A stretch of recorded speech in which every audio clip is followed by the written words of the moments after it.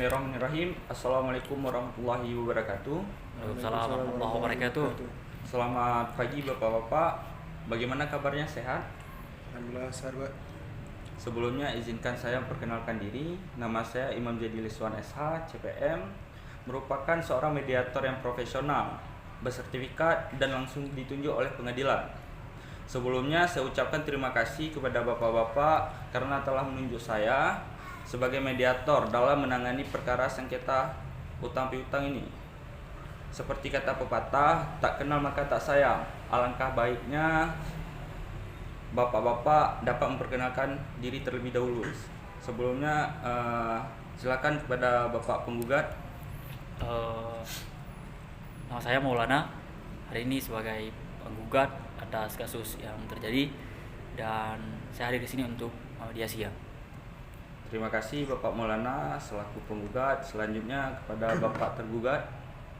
Jadi kenalin, nama saya Alvis, Pak. Jadi saya posisi di sini itu sebagai tergugat. Oke, terima kasih Bapak Alvis telah memperkenalkan dirinya. Sedikit saya jelaskan berdasarkan Mahkamah Agung nomor 1 tahun 2016 tentang peraturan mediasi, bahwasannya mediasi merupakan cara penyelesaian sengketa secara damai, tepat, efektif, dan dapat membuka akses yang lebih luas kepada para pihak untuk memperoleh penyelesaian yang memuaskan serta berkeadilan dengan bantuan seseorang mediator yang langsung ditunjuk oleh pengadilan. Sebelumnya, saya ingin menjelaskan apa itu mediasi.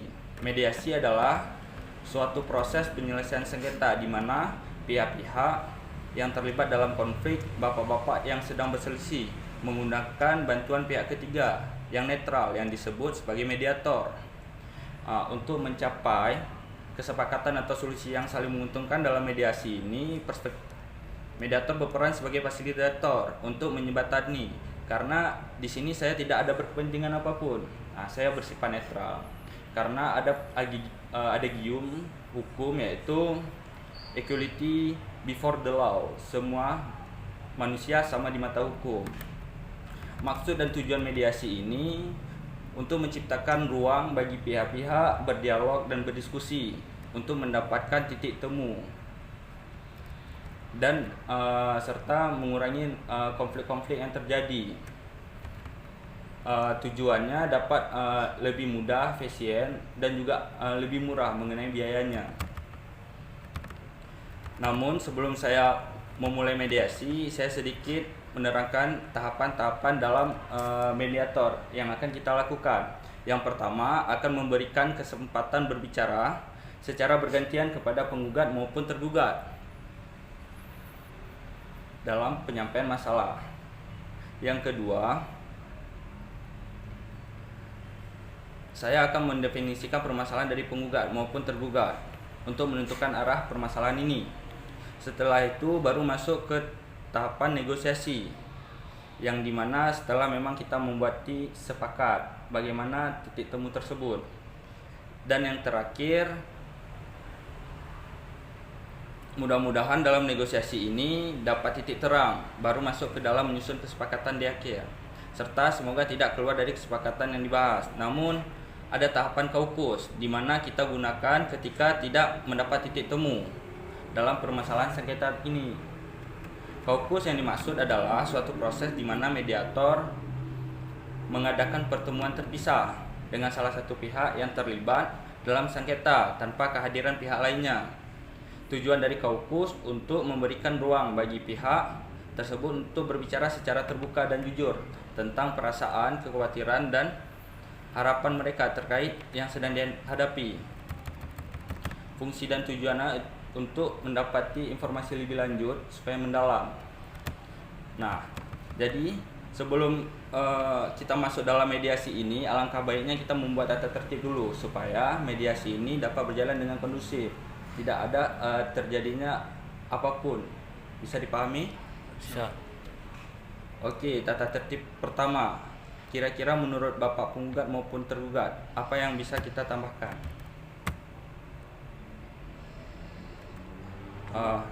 Gimana Bapak tergugat? Tambahkan apa maksudnya, Pak? Mengenai poin tata tertib dalam mediasi. Contohnya mungkin yang pertama, saya kasih contoh tidak boleh berkata kasar dalam mengambil keputusan.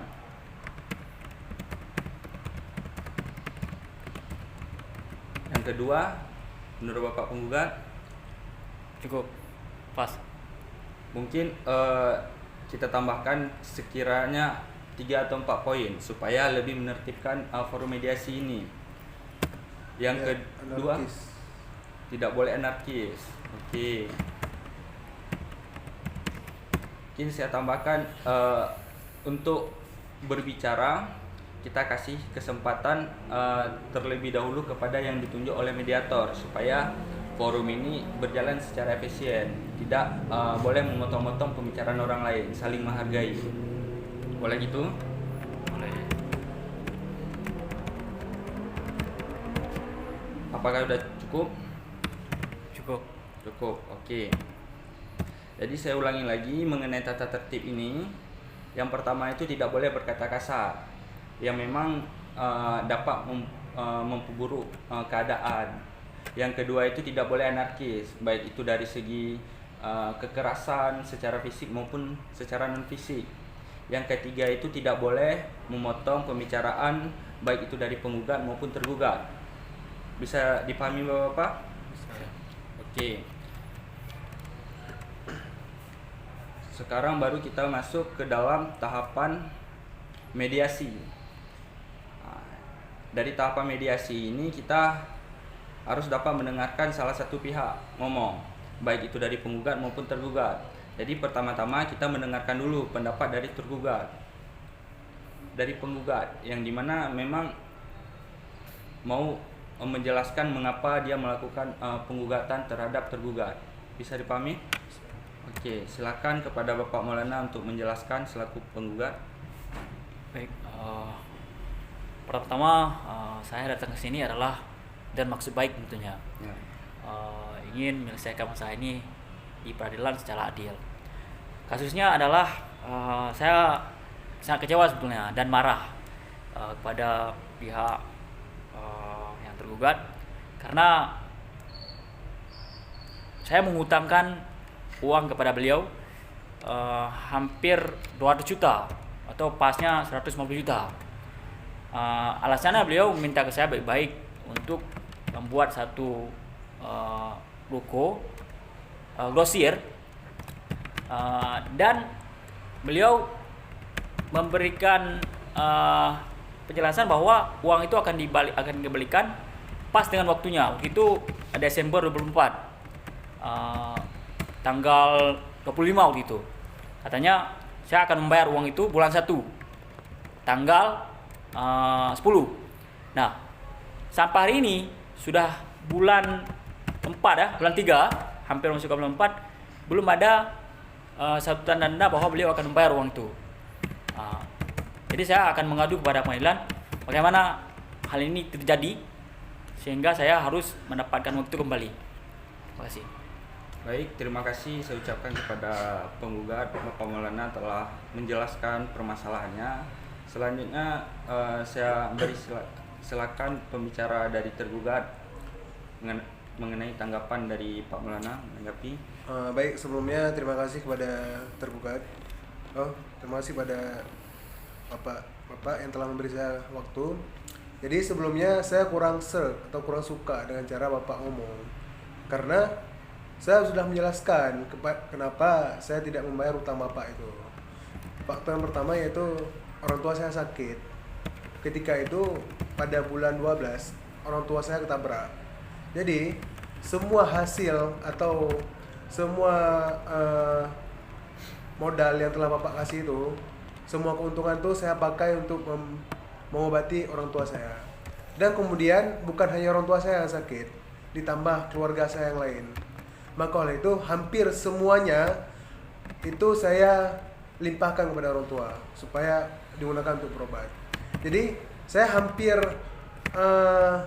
tiap hari itu mencari dan hampir mengutang sama kawan sendiri untuk bisa membayar utang Bapak. Tapi Bapak malah melaporkan saya ke pengadilan gitu. Karena itu saya jujur saya bukan nggak berniat nggak bayar utang bapak, tapi ini saya lagi berusaha semaksimal mungkin. Orang tua perlu obat dan untuk toko saya juga perlu modal lagi supaya berkembang. Dan beberapa hari ini alhamdulillah tiba-tiba ada yang mengendorse toko saya ini.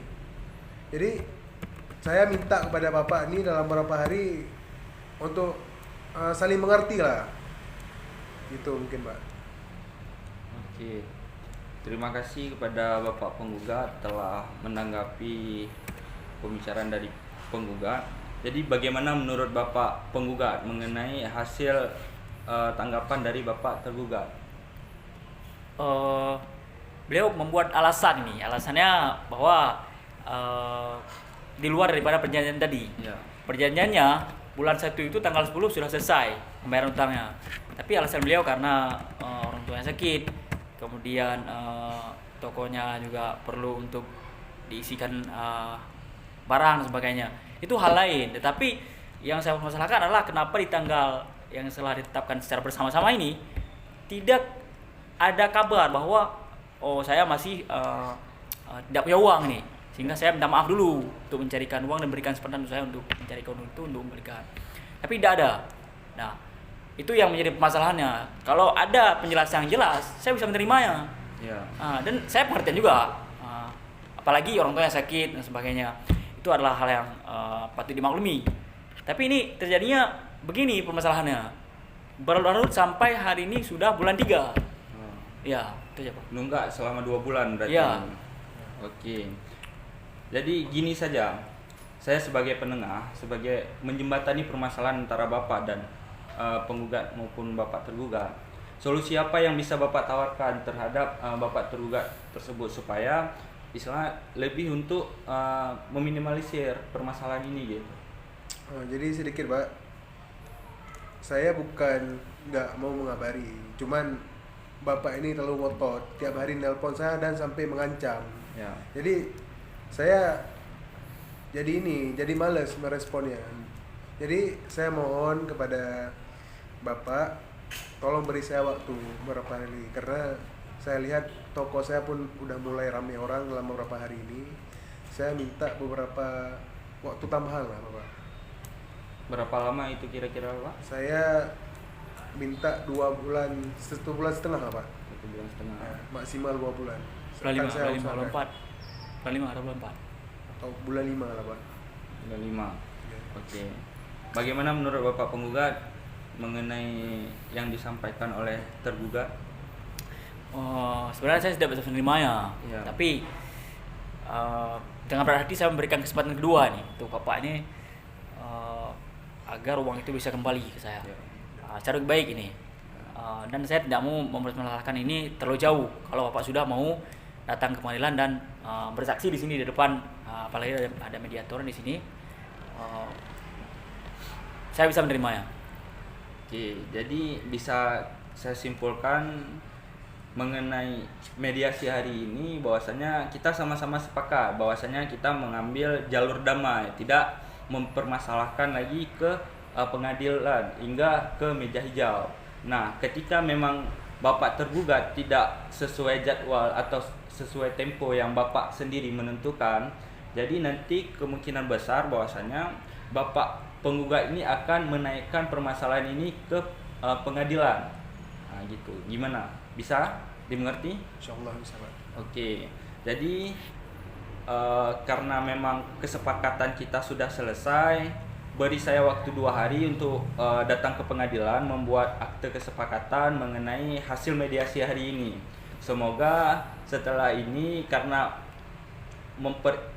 mengingat pertemanan bapak-bapak yang memang dulunya harmonis, karena permasalahan utang piutang ini membuat hubungan pertemanannya hancur, tidak harmonis lagi gitu. Mungkin itu saja saya ucapkan. Terima kasih banyak kepada bapak-bapak. Billahi taufiq wal hidayah. Assalamualaikum warahmatullahi wabarakatuh. Waalaikumsalam warahmatullahi wabarakatuh.